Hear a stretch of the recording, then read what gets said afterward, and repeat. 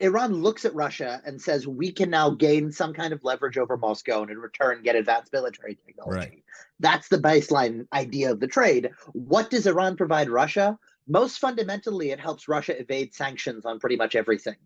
Iran has developed what's called a dark tanker fleet. It's a series of older container and tanker ships in particular, because Iran's major export, oil, was so heavily sanctioned for so long.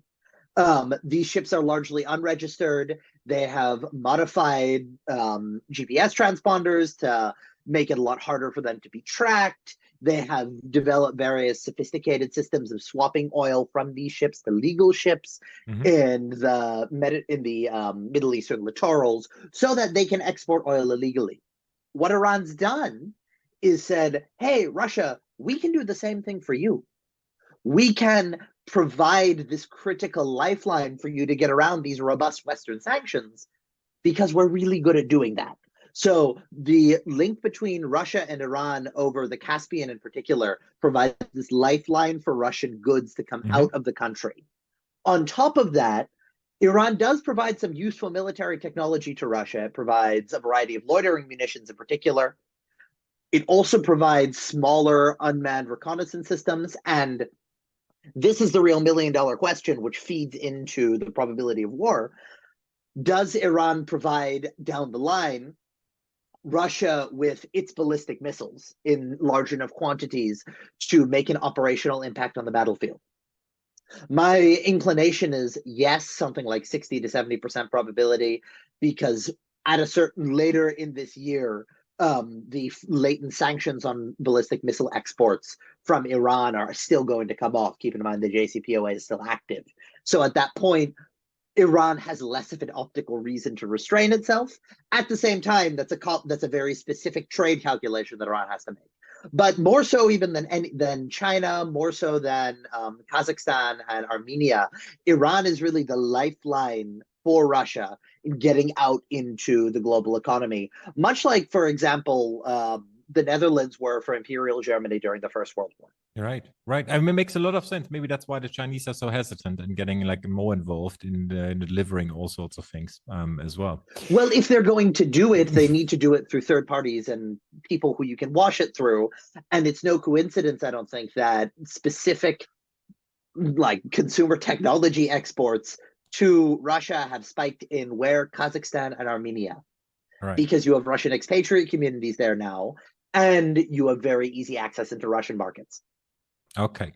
Okay. Yeah. And number three, that where you kind of like, to have these 3 points properly in order. With insofar as Yes. So like you mentioned, okay, so we have to leverage, like yeah. that's one change. And then, continue kind of like So your thought process. Yes. you've got Iranian, yeah, you have increased Iranian leverage over Russia that increases freedom of action. You then get significant political instability in Israel, Mm-hmm.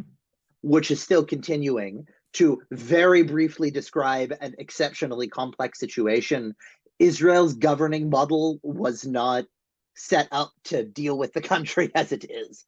The system isn't designed to actually take all the literal parties and metaphorical ones, put them around the table and hash out a stable system.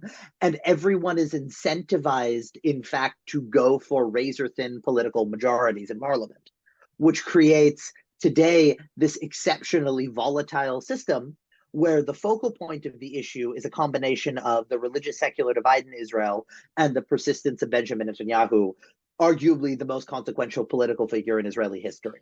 Right. Without, again, passing any normative judgments on the situation, the reality is that Israel is increasingly seen as a less credible regional actor because it is domestically exceptionally unstable. That's been true before and after Netanyahu's return to power. Before Netanyahu's return to power, the Biden administration, pursuing a renewed Iran deal, convinces the Israeli government to sign a maritime border agreement with Lebanon. Why is this important? Because South Lebanon, where the maritime border is with Israel naturally, is controlled by Hezbollah, which is Iran's most robust and best controlled and most consequential proxy group. Hezbollah is a terrorist organization established in the 1980s, directly supported and funded throughout its existence by the Iranians, used as the primary implement for Iran to directly pressure Israel, and has attacked the United States in the past. By making the Israelis effectively arm twisting them into sign this maritime border agreement with Lebanon, i.e., with the part of Lebanon that's most directly controlled by Iran, that goes out as a massive signal to the rest of the Middle East during a major war in Europe with Russia that the United States is willing to twist its allies to get them to do things that it wants vis-a-vis Iran, and even willing to do that to Israel, who, from the point of view of Arab capitals, should be insulated from some of this pressure. That is a big problem for Saudi Arabia, because Saudi Arabia is a oil-rich petrochemical monarchy that has once again been on the outs with the United States for a while because of the dynamic between Biden and MBS. That's factor number 2, persistent Israeli instability. Finally, factor number 3, the most recent iteration of this crisis is the Sino-Iranian Saudi negotiations that culminate in this normalization agreement. Why is this important? Saudi Arabia and Iran do not like each other, to put it very simply. I mean, their regimes are fundamentally, in some ways, anathema to each other. The hatred arguably runs deeper than the hatred that Iran has for Israel, as much as the Iranians do hate the Israelis. The fact that they've signed this agreement doesn't indicate a lasting peace. It's not like there's not going to be friction, and it's likely this agreement breaks down within the next 2 years. There are just too many fundamental ideological, political, military, and economic friction points between the two actors for this to be robust and durable. What it does do is it reduces the odds of an Israeli strike on the Iranian nuclear program. For a variety of complex military reasons, the Israelis are at the point where they actually can't pull this off independently without the use of their denied nuclear arsenal, and they're not going to do that. There are many things the Israelis will do, but the last thing they will do is use nuclear weapons offensively in anger. That would be a really big disruptive problem for them. So the Israelis now are stuck in a very hard position because they've been isolated by this Chinese Sino-Iranian Saudi-Rapro Shma'an.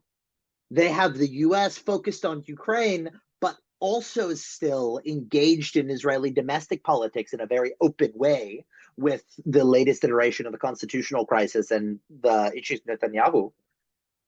And you have an Iran that's increasingly sidling up towards Russia and China and actively considering breakout. Those three things put together create the recipe for a potential conflict in the near future. I'm happy to talk about triggers briefly, but that's how we got